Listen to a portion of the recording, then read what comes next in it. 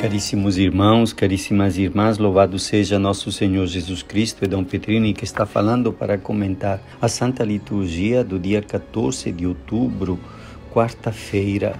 Neste dia a Igreja recorda o Papa São Calixto, que viveu entre o final do segundo século, 150, 170, e foi Papa de 218 a 222. Ele tinha sido administrador do Papa Calixto, depois disso sucedeu, e sofreu muito com heresias e também confusões internas naquela época. A Igreja foi martirizada pelo imperador romano no ano de 222. Na primeira leitura, que é tirada da carta de São Paulo aos Gálatas, São Paulo faz uma oposição que é conhecida, famosa, entre o Espírito e a carne. Ele diz assim: se sois conduzidos pelo Espírito, então não estáis sob o jugo da lei. Quer dizer, quando somos conduzidos pelo Espírito, que recebemos no dia do batismo, o que é que importa? A nossa abertura do coração e da inteligência para a presença de Deus na nossa vida, porque o Espírito é, acima de tudo, o Espírito de Cristo ressuscitado, que se torna presente na vida do batizado quando o acolhe, o reconhece, o ama, e então se estabelece um relacionamento pelo qual o que determina o nosso agir não são tanto as normas escritas em algum lugar, mas esta aliança nossa com Deus, com Jesus, pela qual buscaremos certamente fazer o que compreendemos como sua vontade, seu desígnio, o bem maior para a edificação da Igreja. São Paulo também vai dizer que quem vive segundo a carne acaba vivendo sem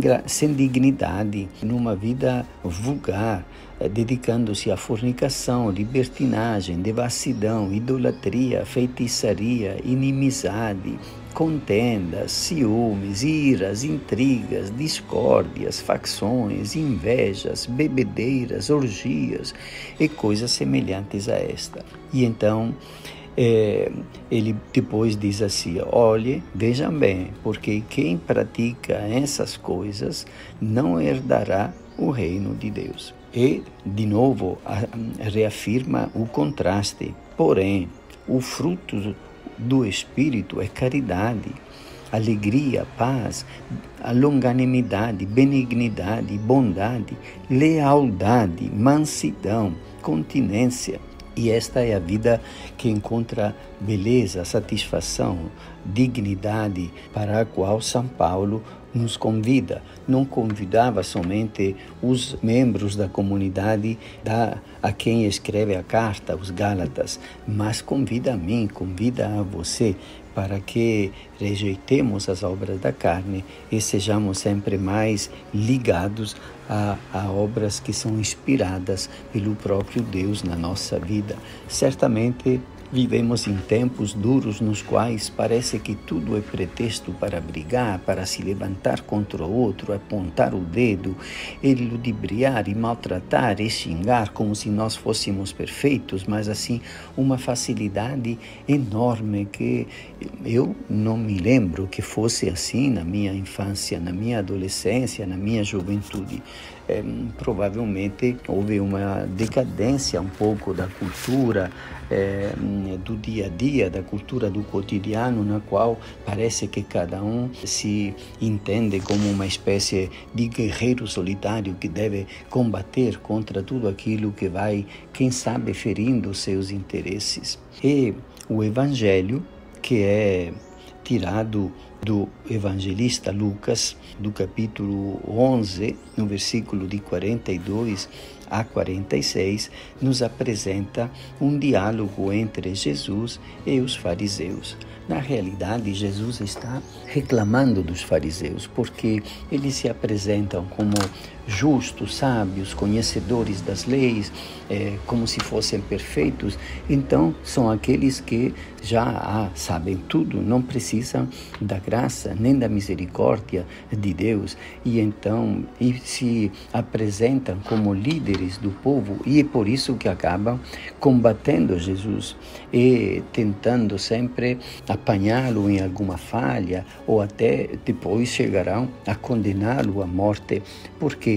Porque não tinham abertura para fazer uma revisão da própria vida, e eles achavam então que de tudo eles davam conta, eles que deveriam continuar sendo os líderes do povo. E, no entanto, Jesus reclama dele com palavras muito fortes. Ai de vós, fariseus, porque pagais o dízimo de minúcias, da hortelã, da arruda, quer dizer, de coisas de pouca conta, mas deixais de lado a justiça e o amor a Deus. E depois fala, ai de vós, porque gostais do lugar de honra nas praças, de serem cumprimentados por todos, etc. Mas sois como túmulos. Ninguém percebe que está um túmulo e passa por cima e acaba se contaminando com aquela podridão que está escondida dentro dele. E um mestre reclamou com ele, com Jesus, dizendo, falando assim, insulta-nos também a nós que somos mestres da lei.